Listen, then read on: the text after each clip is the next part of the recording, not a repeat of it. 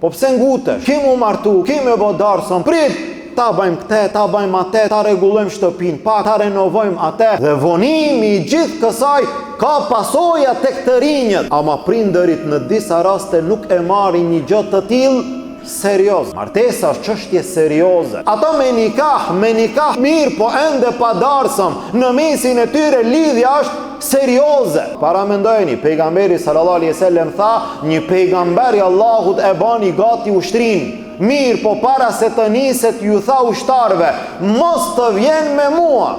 Mos të vinë me mua 3 grupe të njerëzve. Kush janë ata?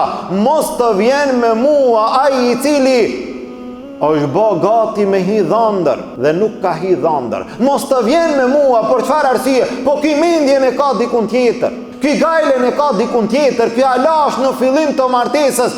Ky edhe me ardh atje.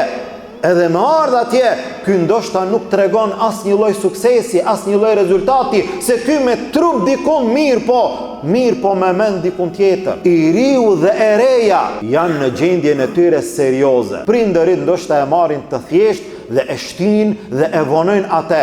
Vonesa e tyre ka pasojat e saj.